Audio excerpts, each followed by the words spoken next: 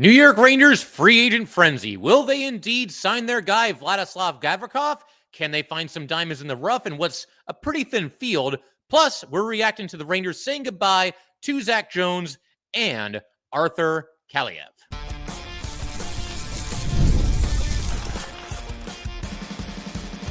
You're Locked on the New York Rangers, your daily podcast on the New York Rangers. Part of the Locked On Podcast Network, your team every day. Welcome back, Blue Shirts fans, to episode number 1343 of the Locked On New York Rangers podcast. I'm your host, John Chick. Just want to thank you guys, as always, for making Locked On New York Rangers your first listen every day. We are free and available on all platforms, including YouTube, and we are, of course, part of the Locked On Podcast Network, your team every day. So right off the top of the show here, big thanks to everybody for tuning in during what's always an exciting day on the NHL calendar. That is, of course, the start of NHL Free Agency. And as I'm recording this live, we are T-minus 9 minutes from the official start of Free Agency. It begins at noon Eastern time. And while the free agent field has certainly thinned over the last 24 hours or so, it was already a thin field. And then we saw countless players re-sign with their current team. But nevertheless, it's still an important day for all the teams around the NHL, including the Rangers. There are still some opportunities to make your team better, and we'll get to that in just a second once free agency officially begins. But I actually wanted to kick off today's episode by talking a little bit about a couple of in-house moves that the Rangers made just yesterday, or I guess in a way, some in-house moves that they did not make, and that is namely not extending a qualifying offer to either Zach Jones or Arthur Kaliev. Those offers, the qualifying offers, were due yesterday at 5 p.m.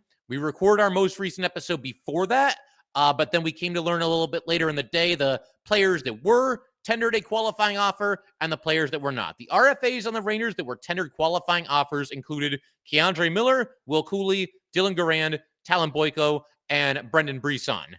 And the RFAs that were not tendered, the more notable ones, Zach Jones, Arthur Kaliev, Jake Leschyshyn, Lucas Edmonds. And the biggest surprises here, although maybe it's not really that much of a surprise if you watch the way the Rangers have operated in recent seasons, is that Zach Jones and, to a lesser degree, Arthur Kaliev did not receive qualifying offers. So I want to talk about both of those players here. We'll start with Jones. Jones, of course, homegrown Ranger prospect, former third rounder, drafted by the Rangers back in 2019. And again, a little bit of an upset, I would say, that he was not tendered a qualifying offer. But I will also admit there are some Ranger fans, myself included here, that might be guilty of overrating Zach Jones from time to time. But I think when you watch the Rangers over the past couple of years, and especially this last year when everything fell apart and the defensemen on this team played as poorly as they did, I don't think it's like that out there to want more ice time, want more games for Zach Jones. You know, he went through a really long stretch last year where he was a healthy scratch and actually ended up playing in a career-high amount of games. But be that as it may, you guys know how it's gone with Zach Jones. The Rangers, for one reason or another, have always seemed very hesitant, very against the idea of ever truly committing to him in any meaningful way. And to me, he's shown himself to be at least capable of being a third pair defenseman. Not going to say he's a future Hall of Famer or anything crazy like that. I mean, there's some Ranger fans that really, really like Zach Jones, and I like Jones too. But you know, the way the Rangers have just kind of defaulted to him not playing over the last couple of seasons is just very puzzling, at least to me. Again, this is your homegrown guy. I mean, you drafted him. I realize it was a different regime, but the Rangers have had so few homegrown success stories. And again, not that Jones was a superstar, but he's at least somebody that I thought could have slotted in there on the third pairing and done a decent job and given you something that other Ranger defensemen lack, namely that mobility. Certainly he has more offensive ability than any Ranger defenseman not named Adam Fox. He's a good puck-moving defenseman, agile player. I mean, I don't know. I like Jones, and I wish he would have gotten a little bit more of a shot. Be that as it may, I don't think this is going to cripple the Ranger franchise or anything like that.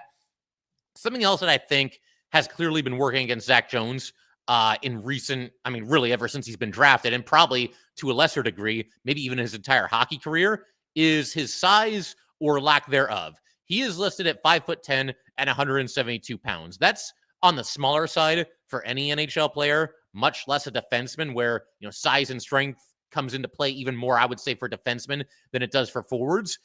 And in a way, the NHL has always been this way because everything else being equal, if you have a choice between a 6'4" defenseman or a 5'10" defenseman, you're going to go with the 6'4" defenseman. But I think in recent years, it's gone even more that way. There was a stat floating around during the draft, or I guess just after the draft, as it pertains to defensemen in this year's class. There was not a single defenseman taken in the draft this year that was shorter than 6 feet tall. And I just feel like that's also indicative of the emphasis that's being put on size when it comes to defensemen. And that is something that has always and will always work against Zach Jones. So that's somewhat unfortunate. But that is a pretty crazy stat. 224 players in the draft. I had to tally up the numbers really quickly here, but I believe there were 69 defensemen.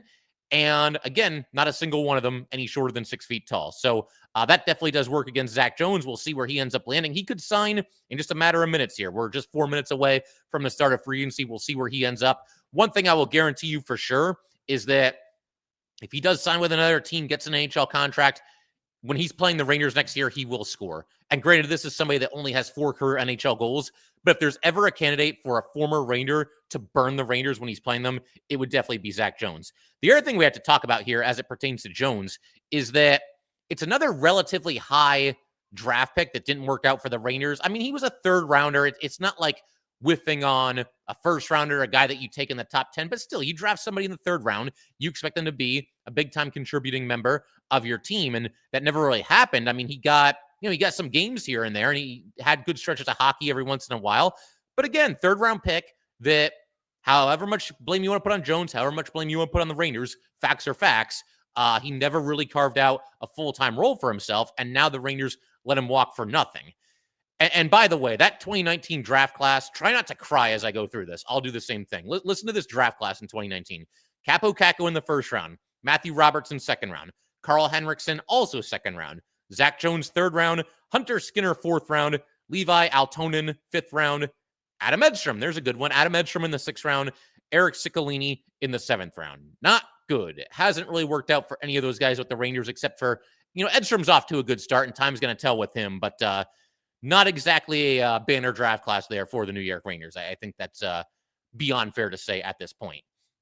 So that pretty much covers it as far as Jones is concerned. We'll move on to Kaliev. Kaliev, I mean, most of you probably remember this, but we'll do a quick recap here. Placed on waivers by the Kings last year. Essentially, it was a team that was getting healthy. They no longer had a spot for Kaliev, and they waived him. I get the feeling that they were probably hoping that they could sneak Kaliev through waivers, assign him to the AHL, and keep him in the organization. That obviously did not happen because the Rangers claimed him. He ends up playing 14 games with the Rangers last season, has 3 goals and 1 assist.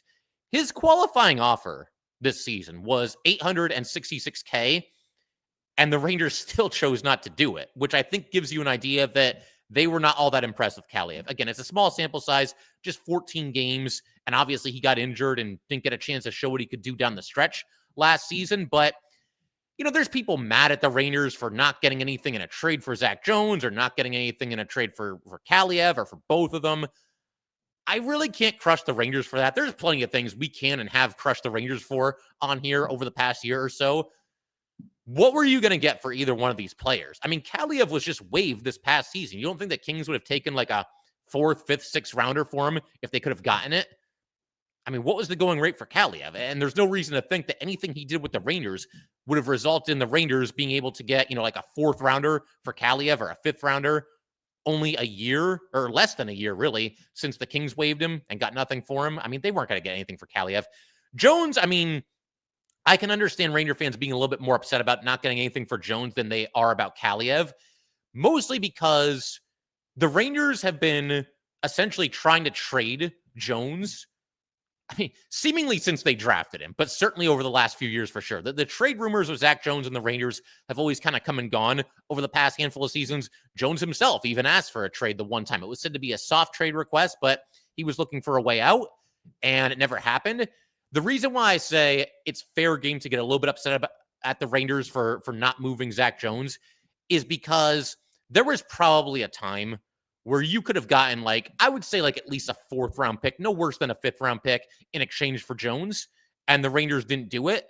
Maybe part of the reason was they just felt like that wasn't a good enough offer for Jones. And okay, well, this team's only offering us, say, a 6th rounder. Let's just keep him in the fold and move forward with him. So yeah, you could have gotten something for Jones. And I guess at this point, you have to say it's unfortunate that they did not do that because now he walks away for nothing. But again, I mean, what was the most the Rangers were ever going to be able to get for Zach Jones? Like maybe a 4th rounder, if that. Not even so sure they could have pulled that off.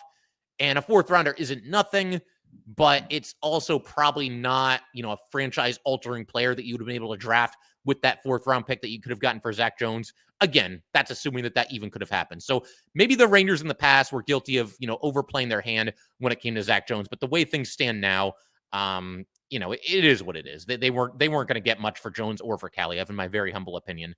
The only other guy that I think is really worth talking about as far as not getting the qualifying offer is Jake Leschyshyn.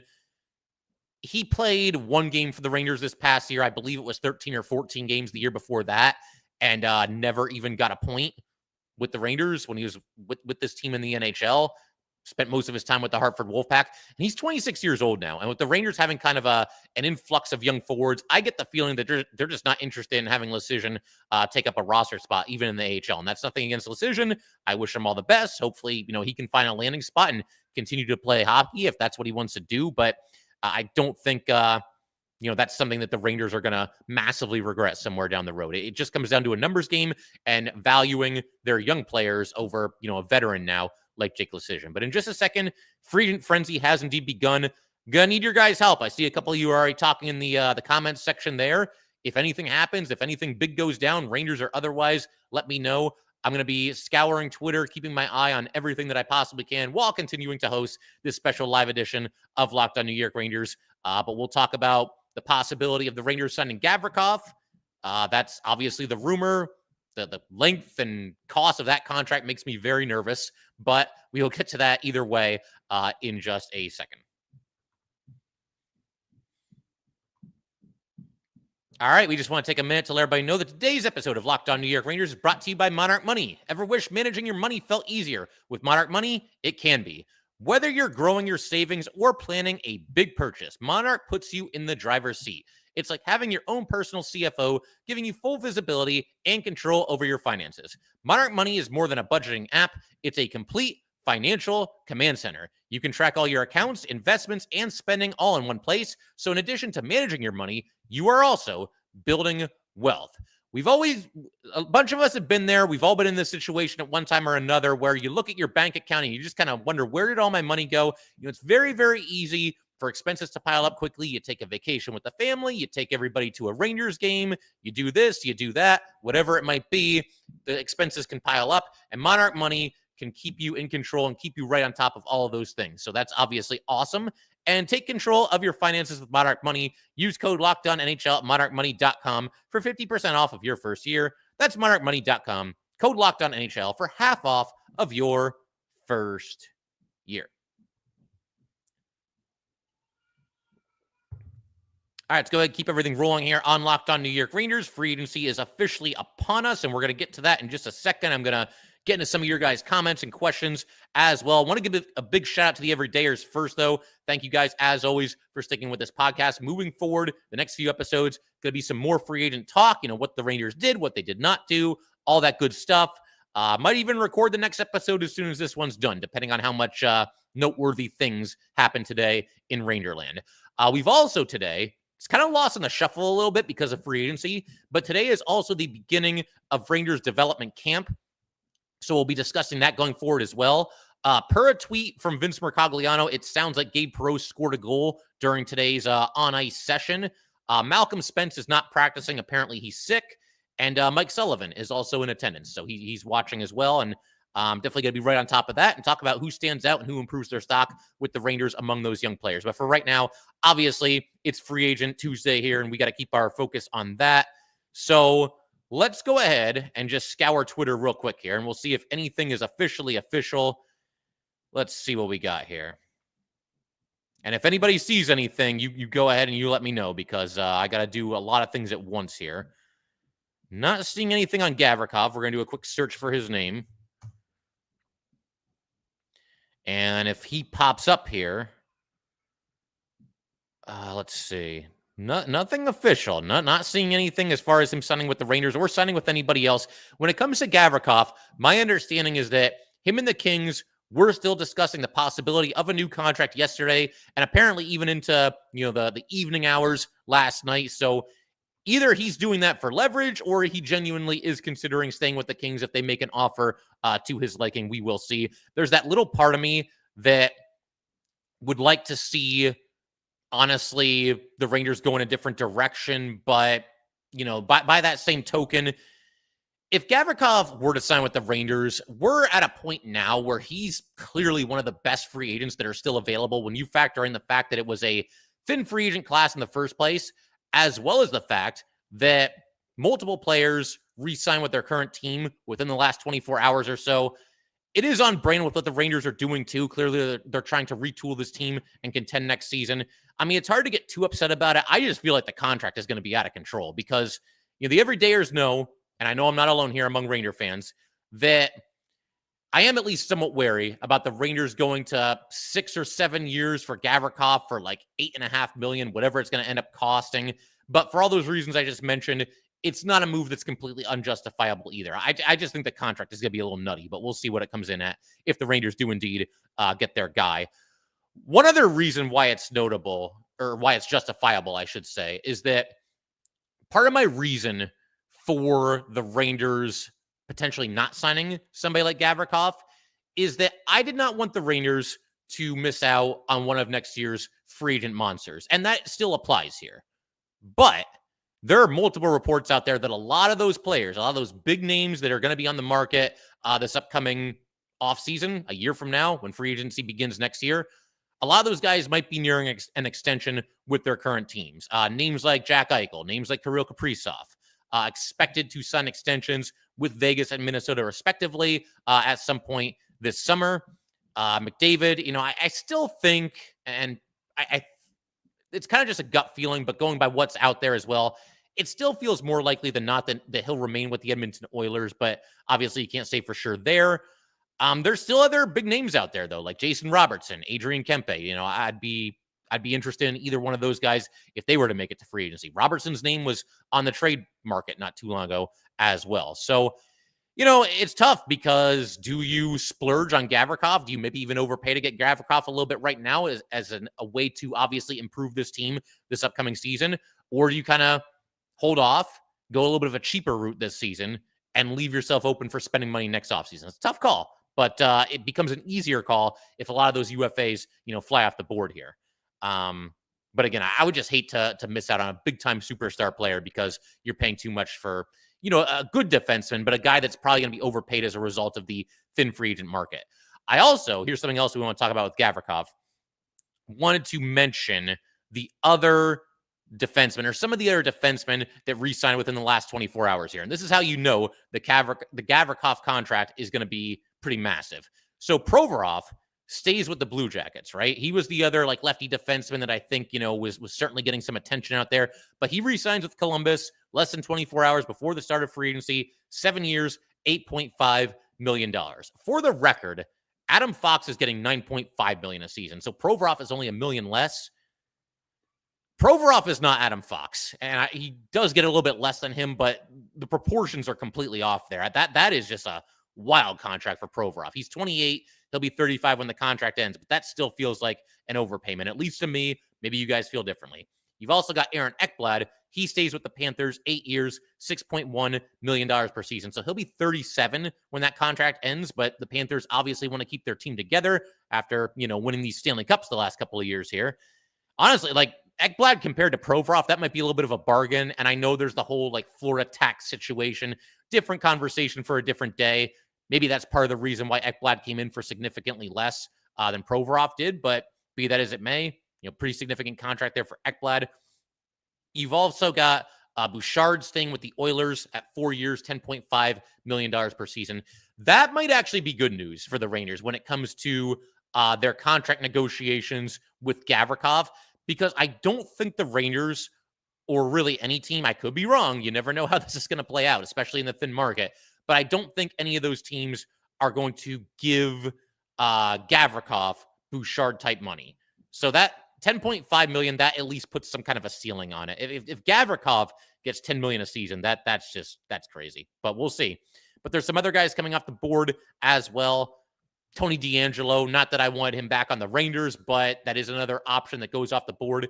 And that's another issue here as well. We just mentioned like 4 defensemen, DeAngelo, Provorov, Ekblad, Bouchard, all these guys, and there's probably a couple more that I'm not even thinking of right now, but all these guys being off the board means that teams that are desperate for a defenseman, they're going to hone in even more on Gavrikov, and that's going to create even more of a bidding war. Now, that's great news for Gavrikov. It's not so good news for the Rangers or anybody else that might be interested in signing him. I mean, he's pretty much got the NHL by the you-know-what right now if there are teams looking to improve their blue line. Here's another interesting tweet as it pertains to Gavrikov. This came from Mark Scheid right before we hit record here. He tweeted out, TSN says that Vladislav Gavrikov's new deal could come in higher than what Ivan Provorov got. Gavrikov might be the most expensive of all the free agents available today. That's pretty crazy to think about. Not the first part. I expect him to get more than Provorov. I just think he's a better defenseman, and I think he'll end up getting a little bit more. He's, I believe, a year older is Gavrikov, but that's not really enough to move the needle. I mean, 29 versus 28, it's not that big of a difference. Him getting more than Ehlers, I think, would be pretty surprising, though. And obviously, this doesn't include Mitch Marner. You know, Marner obviously re-signed with Toronto, then got traded to Vegas in the old sign and trade there, 8 years at $12 million. Gavrikov's not going to be that high, but you get the idea. Gavrikov is very much expected to get pretty high paid. So with all of this said, why don't we go ahead and take a look at what's going on Twitter? Because again, I need you guys to kind of help me out here in the chat. See what else we got here. So, well, we got an update from camp. EJ Emery, who will be returning to North Dakota for his sophomore season, said it's a man's game, so I've got to keep getting stronger. He's obviously somebody that the Rangers have high hopes for a more first-round pick here. Let's see. Elliot Friedman, Christian Dvorak to the Flyers, 1 year, $5.4 million. So there's that. I don't think the Rangers were really in on him. Let's see. Still nothing on Gavrikov, at least not that I'm seeing. Nothing on Gavrikov. Because you know, whether the Rangers sign Gavrikov or not, there's going to be a reaction to it once it does happen. You know, Ranger fans, I think, are kind of split, whether it's a good investment or not.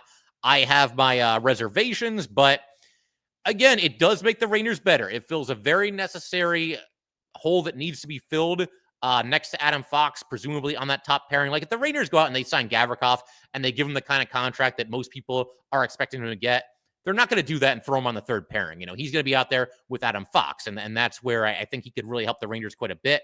And as I mentioned before, a couple episodes before this, signing Gavrikov would be on brand with what the Rangers have been doing recently. They're trying to retool this roster. They're trying to make this team better. They're trying to sort of reshape, reimagine this roster, and contend this upcoming season.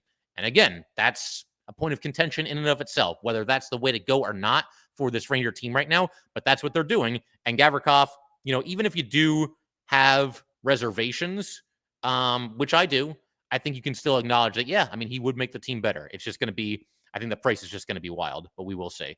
So we're going to keep everything rolling in just a second. We're going to talk about a couple of other things that have happened around the league. We're going to keep our eye on everything going on with free agency. You know, hopefully the Rangers can figure out a way to get something done here and make their team a little bit better. Some breaking news from Elliot Friedman. It's nothing too crazy, but former New York Ranger Colin Blackwell re-signs with Dallas at 2 years, $775K. So nothing as far as the Rangers are concerned, though, as far as guys that they've signed. We're going to keep our eye on it. We're going to keep everything going. Probably stay live for a good amount of time here. May get some of your guys' questions and comments as well. We're going to do all that fun stuff in just a second.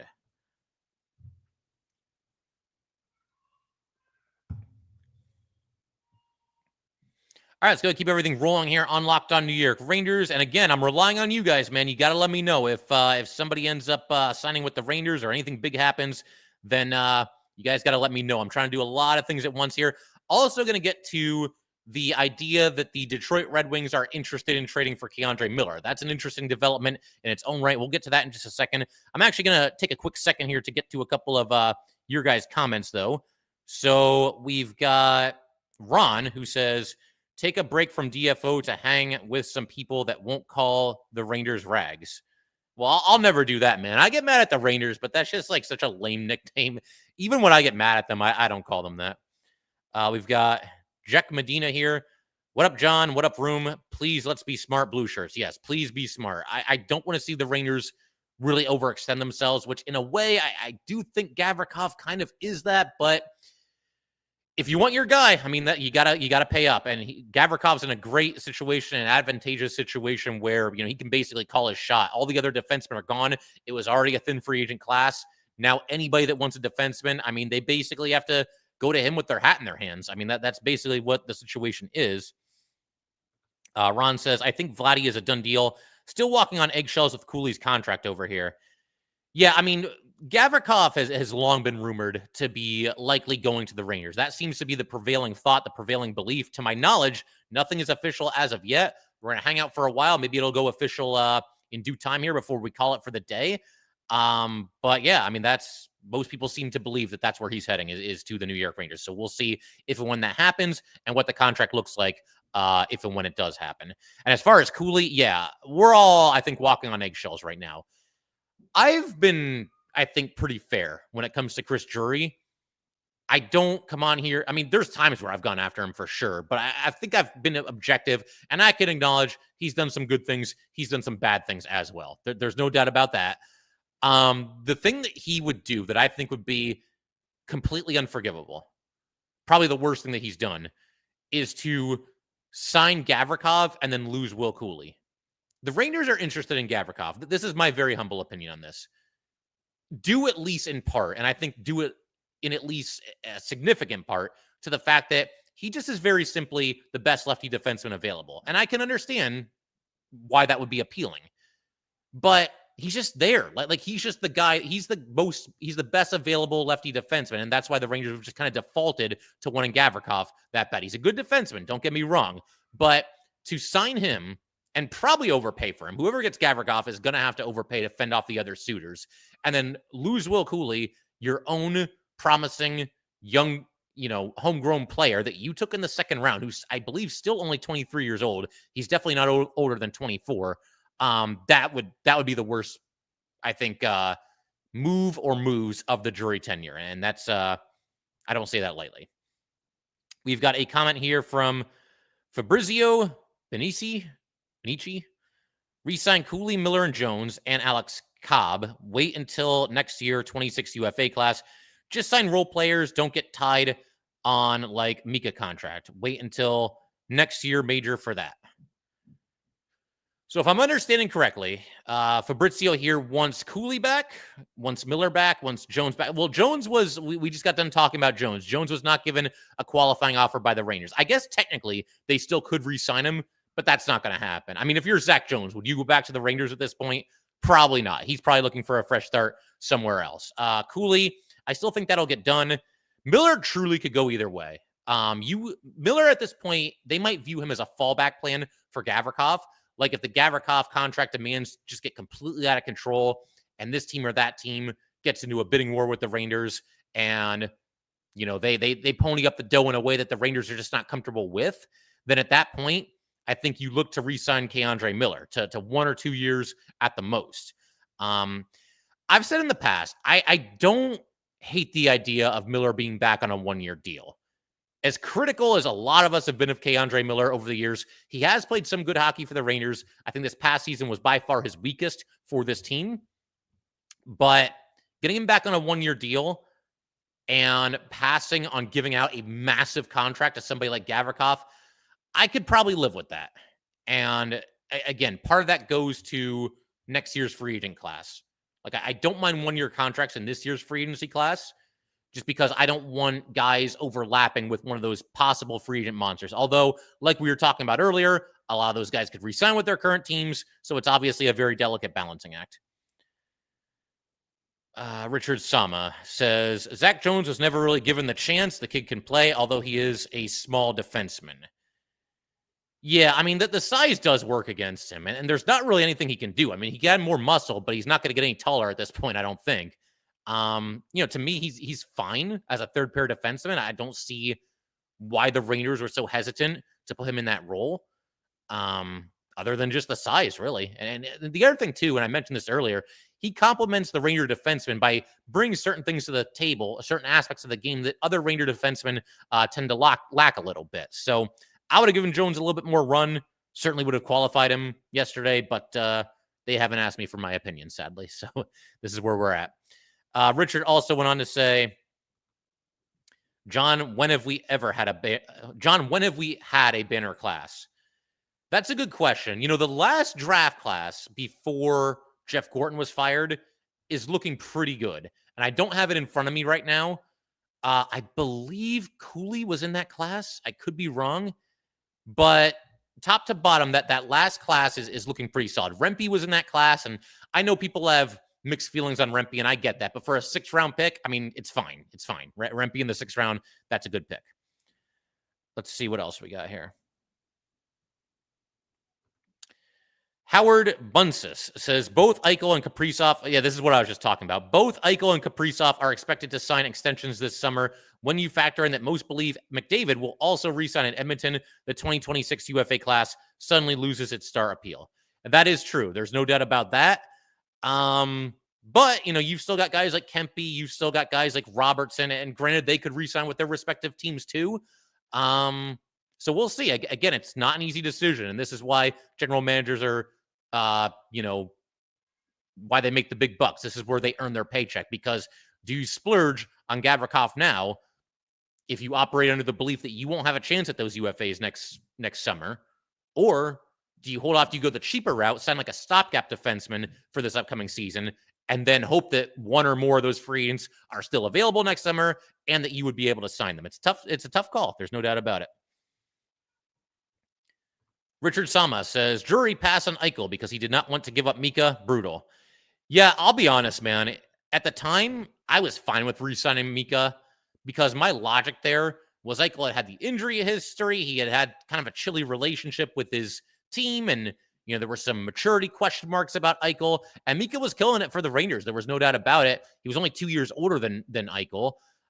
So to me, not having to give up anything in a trade for Eichel and re-signing Mika, that was the way to go. I'm not going to do revisionist history, but when you look at those two players right now and you look at where their respective games are, yeah, I mean, Eichel is obviously the better player between the two.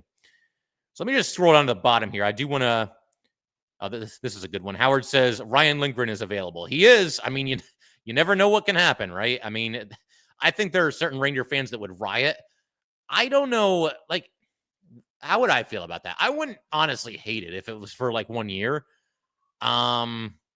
You know, the guy's a hard-nosed player. He's got familiarity with Adam Fox, with his teammates, with New York, one of those heart and soul type players. But I also think you got to be very wary of it because Ryan Lindgren, his skills, his game just sharply declined this past season. So again, looking at you guys, looking at the comments here, hoping that, you know, something happens sooner or later here. I do want to get some finality on the Gavrikov situation, but you guys got to let me know. Like I'm saying, you guys are my eyes and ears right now as I'm hosting this show. We're going to do a quick Twitter check here, and then we're going to get back to what I teased just a second ago, the situation with K'Andre Miller and the Detroit Red Wings and the fact that the Red Wings might be interested in trading for him. So we're back on Twitter here. And again, not seeing anything, scrolling on Twitter. Maybe I'll just pull open Elliot Friedman's page here. He seems to be right on top of everything. So let's just see him on Twitter. He'll be reporting things left and right, I'm sure. Parker Kelly, 4-year extension with the Avalanche. I mean, okay, cool.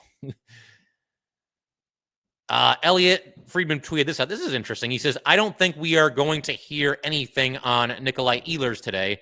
This one is going to play out a bit. Yeah, that's always an interesting situation in free agency in and of itself because you kind of have a situation where it feels like every free agent either signs almost immediately or it gets dragged out for weeks and weeks because the salary cap can be tight. It's rising, but it can be kind of tight. And I think guys want to find new homes for themselves, you know, before cap space starts tightening up for all these teams and they jump to sign contracts. But then there's guys that slow play it and kind of do the opposite, and things do kind of drag out a little bit. Let's see what else we got here. Nothing really jumping out. I mean, we had Jake Allen re-sign with the Devils, 5 years at $1.8 million per season. Nothing too noteworthy as of now. And again, it is kind of a thinner free agent class. There's no doubt about that, but there's nothing like all that crazy going on. So why don't we switch our attention right now?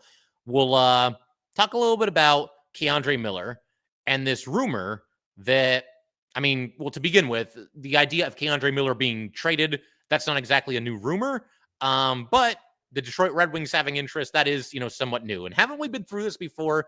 I'm having some deja vu with the idea of the Rangers potentially sending a defenseman to the Detroit Red Wings. Bit of a messy situation last summer with Jacob Trouba and the Rangers and the Red Wings. Definitely some deja vu there. But yeah, there are some rumors that the Red Wings are interested in trading for K'Andre Miller and or signing Ryan Lindgren. Obviously, two guys with ties to the Rangers. But I already get a very strong feeling that this is not going to happen, the trade of K'Andre Miller, because Elliot Friedman, when he was talking about it, he said that the Red Wings were kicking the tires on a K'Andre Miller trade. If you watch sports, if you follow sports, and this applies to the Rangers, to hockey, to any pro sports, any pro team, if there is a team out there and they're thinking about trading for this player or signing that player in free agency, once you hear the term kicking the tires, it is code for there is no chance in hell that this is going to happen. Nobody has ever kicked the tires on a player, on a trade, on a free agent signing, and then actually done it. That phrase is like the kiss of death. Brian Cashman is very adept at kicking tires, and then nothing ever happens. I'm half joking here, but honestly, pay attention to that. When somebody says that they're kicking the tires, they don't end up doing whatever this tire kicking turns out to be. Now watch, this will be the one exception. It'll probably happen while we're live here. Let's see here. John says, rearranging deck chairs on the Titanic. Rags are done for years on lousy contracts. Yeah, I don't know, man. It's hard because you can't really force anything today. Do you really? They might still get Gavrikov, and I know some people are happy about that, but there's precious little cap space to work with, and there are precious few free agents to go out and get. But going back to K'Andre Miller here, as far as like him being traded, it all depends on what else the Rangers do and what the return could be for K'Andre Miller. Because if the Rangers go out and they sign Gavrikov, it obviously makes it that much less likely that they would also bring back K'Andre Miller. I guess it's still doable, but you've got Will Cuylle to think about. He needs a new contract. What is that going to look like? Is he going to get offer sheeted? Are the Rangers going to have to match an offer sheet that's more expensive than they would like it to be?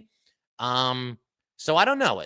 Miller, it's truly a 50-50 situation, and it could truly go either way. If you can get a first rounder for him, it's probably a move that the Rangers would make. But we'll see. I think the most likely scenario is Gavrikov being signed and K'Andre Miller being traded. But we'll see how this entire thing ends up shaking out here. Something else I wanted to throw out here at you guys, because there's a lot of people who are talking about free agency right now, and understandably so. It's a very exciting time.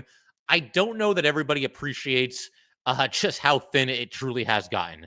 I was on Twitter a little bit earlier today, and there was somebody that shared a graphic of the top 10 unrestricted free agents that remain on the market. And some of these guys have since signed since this was posted. And granted, this is just one person's opinion, the person that made this top 10 list.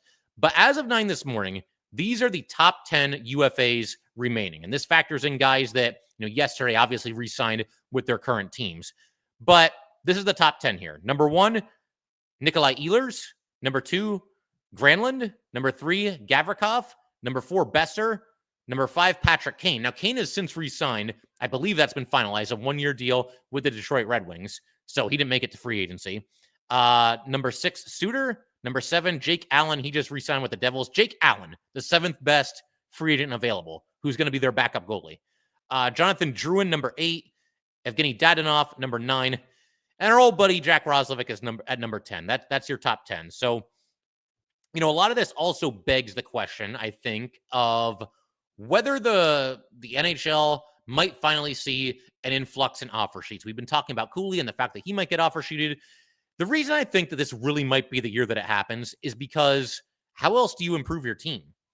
We've been talking this entire episode and really throughout the offseason about just how thin the free agent market is. A bunch of guys re-sign with their current team. You could look to trade, but it's been kind of quiet on that front too. There haven't been that many blockbusters. I guess the Marner, that's technically a trade, even though it was a sign-in trade, so we got to include that. The Dobson trade with the Islanders and the Canadiens, we got to throw that in there too. Nothing else really all that crazy, so how else do you improve your team other than trying to offer sheet somebody and pry a restricted free agent away? Let's go ahead and take a couple of comments from you guys. Howard says, live here in Michigan, and Rangers and Wings are working on a sign and trade with K'Andre.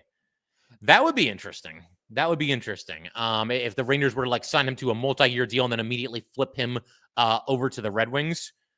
See, that's the one thing that I don't want the Rangers to do with Miller. If they want to re-sign him for 2 years or preferably 1 year, I can live with that if that's your cheaper alternative to just paying an enormous amount of money to Gavrikov. I think my perfect scenario right now, and I don't know that all these things are going to happen. There's obviously some risk with what I'm about to lay out here. Pass on Gavrikov. If 6 or 7 years at $8 million, $8.5 million, if that's not enough for Gavrikov, then I am completely out. Even the price that I just laid out is a little bit steep for me, but I could at least talk myself into it, given the fact that the Rangers are trying to improve their team and try to contend this upcoming season. But if it's any more than that, I personally am out. Do I think the Rangers will be out? Probably not. I feel like the Rangers are just going to match whatever he wants to get. But that would be my perfect scenario. You pass on Gavrikov if he wants more than that. You bring back K'Andre Miller, but only for 1 year. Stopgap option. He'd still be a restricted free agent after this upcoming season with arbitration rights. It's not until the year after that where he's a UFA. And so you can cross that bridge when you get to it. Maybe Miller bounces back this season. Maybe he has a better year and plays well for the Rangers, and then they rethink things, and he ends up staying with the Rangers longer than we think. Crazier things have happened. But sign Miller 1 year, stopgap action, and then have as much cap space as you can next offseason to go after some of the free agent monsters. And again, we know that they're not all going to make it to free agency, and I understand that. But to me, it's a risk worth taking when you've got a chance of signing a McDavid, a Robertson, a Kempe. Those are big-time difference-making players. I mean, obviously McDavid, but the other two as well. Well, let's see what we got here. John says, Zach Jones was a waste of ice time, belongs in no-check league with Bernard and Hughes. Yeah, well, you know what? Ranger fans are split on Zach Jones. I do think you could do a lot worse for a number 6 defenseman, a third pair defenseman, a second power play defenseman. Although I will say, whenever Zach Jones was on the power play this past year, I don't think it really looked all that good. Granted, that was when I believe that's when the Rangers were really scuffling on the power play, but obviously, he couldn't really fix anything either. Let's see. Fabrizio says, John, the Rangers should do everything possible, if possible, to sign Connor McDavid. That's why I just sign small contracts and get role players, 1-year deals. Forget about Cab. That's probably supposed to say Gab. Forget about Gab. Let LA sign him. Yeah, I mean, that's kind of where I'm at, man. That's kind of where I'm at. We'll see how it goes. I mean, there's got to be a limit to how much you give to somebody like Gavrikov. Again, we're gonna scour Twitter here, see what's going on. I'm also going to go ahead and look at some of the Rangers in-house free agents. There aren't really too many. Okay, so this is interesting. Kevin Weeks reporting that there are 4 teams that are the favorites to land Russian forward Shabanov on a 1-year NHL contract. I will be very honest about this. I don't know a whole lot about this guy, but the Rangers are being mentioned, as are the Islanders, as are the Mammoth. Gonna take some time to get used to that. The Utah Mammoth, as are the Flyers. So we'll keep our eye on that as well.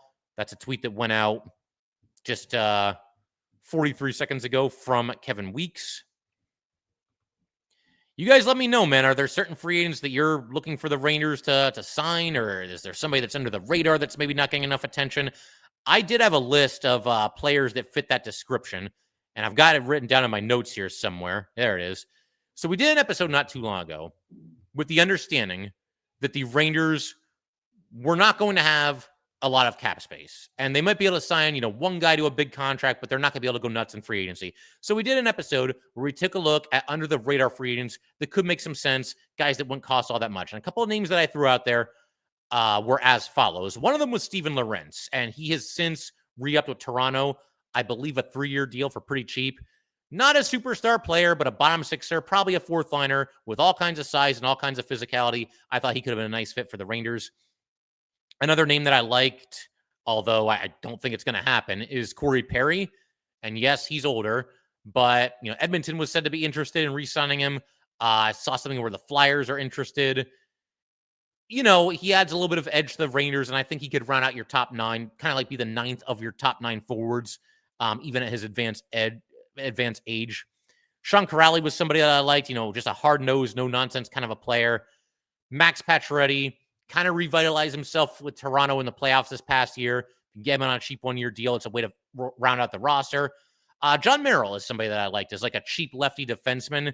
Again, none of these guys are star players. They're all people that, I think could have maybe helped the team or still could, because everybody that I just mentioned other than Lorentz, I believe, is still out there. Let's see. Let's go to a comment here from Matthew Serini. Shouldn't they sign Cuylle or trade Miller before they attempt to sign Gavrikov to prevent losing Cuylle to an offer sheet? Yes, they should. Well, certainly the first part of that. I think Cuylle is priority number 1. I think you get him under contract. You do that before you can lose him to an offer sheet. And you see what you have left to sign Gavrikov or do whatever else you want to do, in free agency. I feel like with Cuylle, it's a tough cat and mouse game that's going on right now, because yes, you would like to be able to re-sign him now and prevent the possibility of the offer sheet and coming in like at this crazy high offer. But the Rangers don't also want to overdo it when it comes to Will Cuylle. Like, imagine he doesn't get offer sheeted, right? Now you've just signed him to this, big money extension when you could have had him for significantly less than that. You got to remember, Cuylle doesn't even have arbitration rights right now. He's an RFA without arbitration rights. So the offer sheet is about the only way that he can really like get significantly like fat paid as of right now. And that'll change as the years go by and he becomes an RFA with arbitration rights. And then he becomes, a UFA and he can cash in at those times. But yeah, I'm all for it, man. I think Cuylle being signed, I'm hoping that's the next move that's announced by the Rangers. And it's possible that maybe the Rangers and Gavrikov right now, maybe they're kind of close to signing, but there's an understanding there that we got to get this done first. I mean, I don't know. Who's to say what happens for sure behind the scenes? But, that could be kind of where things stand. As far as Miller, I don't think they really have to be in too big of a hurry to trade Miller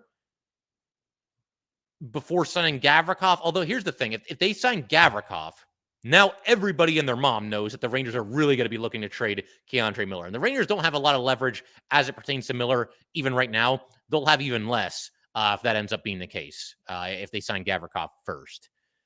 There's also a possibility, and I don't know how good it is, and this is going to cost just about every dime of the salary cap for the Rangers to pull this off. But you mentioned Cuylle, you mentioned Miller, you mentioned Gavrikov. There is a world in which all 3 of these players could be on the Rangers next season. It's going to be difficult, and you're not going to have much of anything left as far as the salary cap is concerned. But you could potentially, depending on the price and everything, and we don't know what the price of all 3 of these guys is going to be, that you get all 3 of those guys under contract. In such a situation, though, I think you would certainly have to unload Carson Soucy, whether that's by preferably a trade, even if it's just a salary dump, or a buyout. You could maybe swing that. Soucy, it would basically be a sunk cost. But if the Rangers need to just give away Soucy for nothing and have all 3 of these players on the roster, that might be something that they're interested in doing. So I think they would certainly consider that.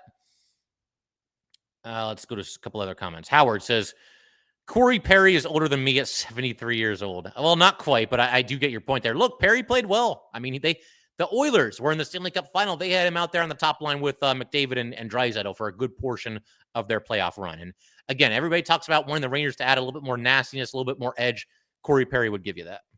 And again, I mean, you can't break the bank for somebody like this. And clearly his best days are behind him. But I don't think he's a terrible option in terms of a role player.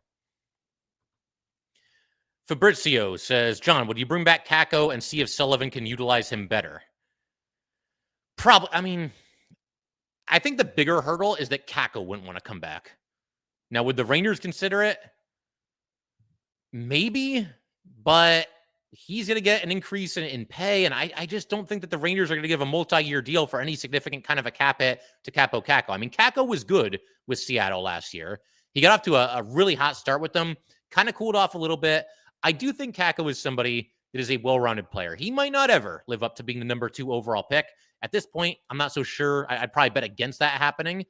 But the guy's a solid player. He could certainly help a team, and he's an RFA right now. he himself could be an offer sheet candidate. We'll see what happens there. But the Rangers are not going to offer sheet Kakko, not after, just trading him the season before. Frank says, unfortunately, all our nail biting now will be a waste of energy if this team doesn't fix their emotional issues before next season starts. Yeah, I got really tired of having to hear and listen and talk about the Rangers' feelings this past season. I certainly will say that. Pardon me for just a second. We're going longer than usual here. But yeah, no, I'm with you. I mean, it's that just got ridiculous this past season with all the talk of feelings being hurt and all this other nonsense. Wasn't a fan of that. Matthew says, if they move Miller and don't get Gavrikov, what are the 3 D lines next year? Okay, so they move Miller, they do not get Gavrikov. That's a good question. And let me pull up Daily Faceoff because I want to have it in front of me. I want to have a visual. Actually, let's go with Puckpedia here because that's got everybody listed. I mean, you can start with the top line, the top pairing, rather. Fox. I mean, we know that. I would think, okay, so there's no Miller and there's no Gavrikov. And there's not going to be Zach Jones. We know that too. So you're looking, I mean, Borgen's a righty, so I don't think you would have him move to the left side. Jeez, man, this is getting dire. Holy hell. Oh, my God. So, honestly, I think you'd probably be looking, if there's no Miller and there's no Gavrikov this upcoming season, I think you've got a top pairing. And you guys feel free to tell me a better option than this. I think you've got a top pairing of Susie and Fox. And I'll give you guys a minute to digest that while I figure out the second pairing. The second pairing, Braden Schneider, you know what? The second pairing, we're going to move Braden Schneider over to the left side, and we'll put him with Borgen.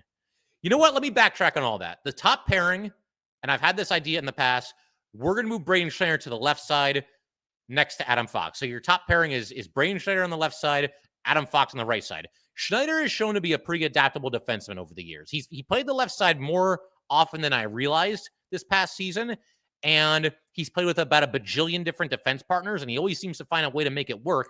Not that he's a superstar player, but I think he is somebody that has been a well-rounded defenseman for the Rangers. If you're a Ranger fan, you fall into one of 2 categories. Either you overrate Braden Schneider, like I probably do, or you underrate Braden Schneider, like several other Ranger fans do. The truth probably lies somewhere in the middle, but to me, he's a pretty reliable defenseman, and I think that's your best option there. Move Braden Schneider. If there's no Gavrikov and there's no Miller for next season, and this is what you've got here to work with, then Schneider on the left side with Adam Fox, that's your top pairing. Your second pairing, we're going to have Borgen on the right side. And on the left side, we're going to have to go with Carson Soucy. I know it's not ideal, but Soucy has been a good defenseman at times in the past. It was a little bit of a buy low situation for the Rangers. And in fairness to Soucy, this guy walked into a dumpster fire last season. Think of how bad, I mean, I hate to do this to everybody and trigger everybody's trauma, but think of how bad the Rangers were this past season. What Carson Soucy was supposed to come in and single-handedly fix everything, that wasn't going to happen. At least now, the dust has settled a little bit. It's a clean slate. You got a new season coming up. Maybe Soucy can at least play some serviceable hockey. So I'll put Soucy on the second pairing next to Borgen. And then your third pairing, again, no Miller, no Gavrikov. How are we going to fill this thing out here? Oh, boy. I mean, you'd pretty much have to sign somebody for the right side, and then you would go with either Urho Vakanainen or Matthew Robertson on the left side. I would let those 2 battle it out in training camp for that role. Honestly, I'd probably favor Robertson. You give him a chance. It's sink or swim time for Robertson in this scenario. Robertson's out there, third pair left defenseman to start the season. Man, you've got like 8 or 10 games to show us something and show us that, you can be a solid defenseman in this league. Vakanainen is your healthy scratch. And then for third pair right side, you'd have to sign somebody in free agency because there's literally nobody left. I mean, I guess we could move down to the Wolfpack here and see what defenseman we could go with there. Casey Fitzgerald, you want to go with him? I mean, I guess that's your best in-house option. He's actually the captain of the Wolfpack right now. That is a good question, though. That was fun to try to figure that out. But I think at the very least, one, if not both, of Miller and Gavrikov will be on the roster this upcoming season. Sleevy G Show says, do you think the Kreider is a good deal?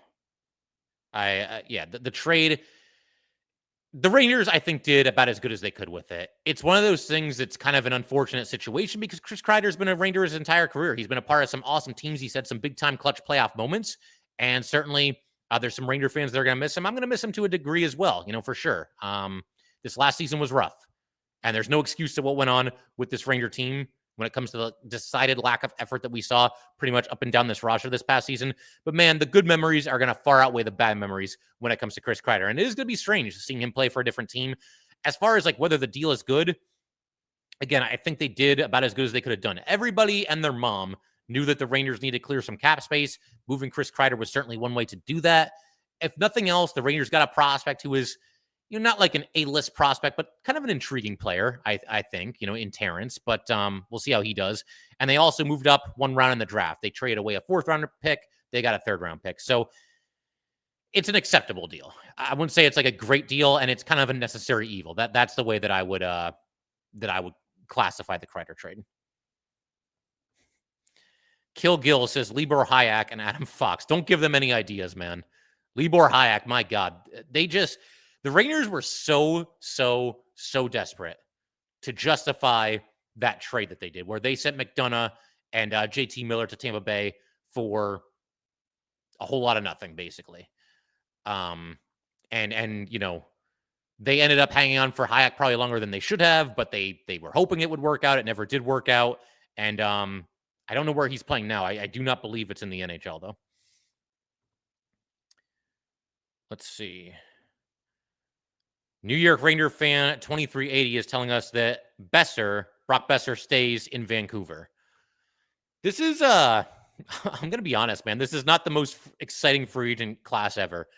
It was a thin class to begin with, and like everybody is staying with their own team. So, yeah. Not seeing any big-time updates as far as the Rangers are concerned. There's just a lot of angry fans wondering if and when the Rangers are going to do anything today. As of now, they have not. They've literally, unless I'm missing something here, on social media and on all these free agent trackers here, they have not signed anybody. Not even like a guy that would be ticketed to the AHL. Chris Johnston reporting Corey Perry is finalizing a deal with the Los Angeles Kings, so we're not going to get him. And now we can all make the obvious joke that the Kings will be losing in the finals next season, probably to the Panthers. Let's see what else we got.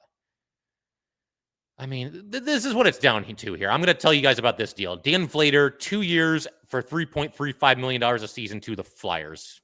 Cool. Awesome. Oh, my goodness. Somebody do something. So the Besser trade, or rather the Besser signing, is for 7 years at $7.25 million with the Vancouver Canucks. That, the other, I was going to say, the other ripple effect, I don't know how much Corey Perry is getting from the Kings, but that could also maybe mean that they're not going to have any left for Gavrikov. I mean, not that Perry's going to break the bank, but you guys know how every dollar counts. Oh, boy. Again, going through this. Yeah, Besser at 7.25. That's not too shabby at all, especially in this market, which is obviously a very player-friendly free agent market that's going on right now.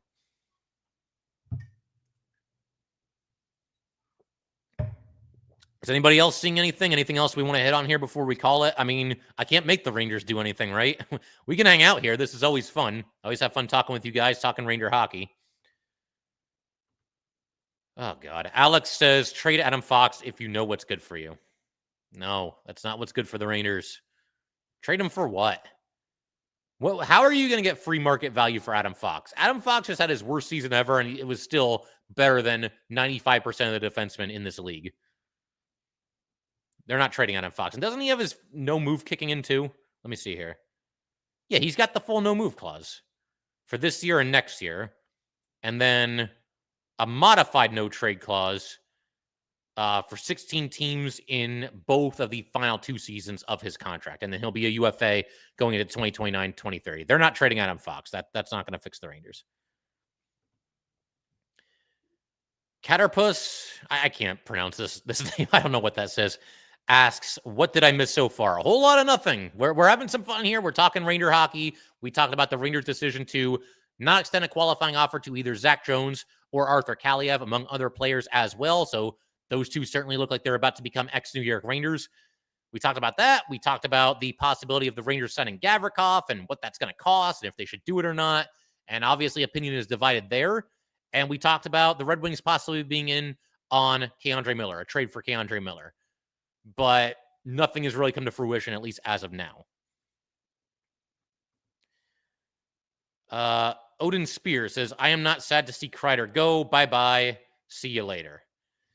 Yeah, I mean, look, opinions divided on Kreider. I think at this point in his career, sometimes it's just time. You know, it's just that simple. Whether it's Kreider and the Rangers or any player in any sport with any team, sometimes it's just time to, you know, go your separate ways. And I think we got there with the Chris Kreider saga. All right, NYR fan 2380 is telling me that Gavrikov just signed with the Kings. You better not be pulling my leg here because we're gonna find out for ourselves here in just a second on social media. Well, now I see somebody saying that Gavrikov to the Rangers is official. So I don't know what to. Okay. So Elliot Friedman. Okay. So this is not as expensive as I thought it was going to be. Gavrikov to the Rangers per Elliot Friedman, 7 years at $7 million per season. Okay, that I can live with that. I was worried that this was going to get up to like 9 million, like 9.5 million, like, which sounds a little crazy, but again, you've got a very player-friendly free agent market right now. And that bodes well for somebody like Gavrikov when there are teams. Here's something else I'll say. I also get the feeling Gavrikov very much wanted to come to the New York Rangers. There have been reports and rumors for weeks, maybe even longer than weeks, maybe even months, that Gavrikov did not have a list, all that extensive of a list, as far as teams he wanted to go to. And the Kings were said to be one of them. And I believe that is genuine. I believe that he probably legitimately was talking to the Kings and talked about a possible contract extension before free agency began. Also possible he was just doing that for leverage. That's entirely possible too. But he seemed to favor either the Kings or Rangers. But the report on Gavrikov is that his list was a pretty short one. So this is somebody that I get the feeling may have taken a little bit less from the Rangers than he could have gotten from somebody else. He's a better defenseman than Provorov. Does anybody want to fight me on that? I don't think that too many people would. And he just took significantly less than Provorov in a situation where he was the last important defenseman remaining on the free agent market. So, you know, again, you don't want it to cut into what the Rangers can do in free agency next year if certain monster UFAs do indeed make it to free agency. But with all that said, the Rangers will have some money to work with, even with the Gavrikov signing next offseason. You've got Artemi Panarin coming off the books. That's $11.6 million next season. And they could re-sign Panarin. That could be a little bit of a fallback plan if if they aren't able to get one of the big UFAs next offseason. But that's $11.6 million right then and there. You've also got Carson Soucy. Now, he's a UFA next offseason. He could be traded now, but whenever he leaves, that's an additional $3.25 million in salary cap space. Braden Schneider is an RFA with arbitration rights next offseason, $2.2 million. And they could, he'll be off the books unless they re-sign him next season. And I like Schneider. I'd like for him to stick around, but that's another option. So there's ways. There's ways to get it done. You know, Jonathan Quick is a UFA next offseason. If you really want to save every dollar, you could sign a backup goalie for the league minimum. Vakanainen is at $1.55 million. I think you could trade him if you need to clear a little bit of cap space there as well. So there's ways to work around this. There's ways for the Rangers, I think, to hopefully still be players in free agency. Now, what does the Gavrikov signing mean for K'Andre Miller? We will see. That remains to be seen. It could still go either way. We'll see. That's the best way that I could put it. But I think this probably does hurt his chances of being back with the New York Rangers, next season and beyond. But we're going to actually call it there for today. We've gone for longer than an hour. Thank you guys so much, as always, for tuning in. Definitely please remember to like and subscribe to this video if you're new around here. And we got 98 people watching live as we're talking. So we do these every day. It's not always live. I do plan on working a couple other live episodes into our routine here. But the bottom line is there's a new episode every day. 5 episodes of Locked On New York Rangers every week. Most of them are about half an hour long. Obviously, we're making an exception today with free agency. But yeah, definitely stick around. We have a lot of fun talking Ranger hockey and, just trying to keep each other sane as the Rangers do whatever it is they do, both on and off the ice. But we'll call it there. Thank you guys, as always, for tuning in, and I will see you all next time.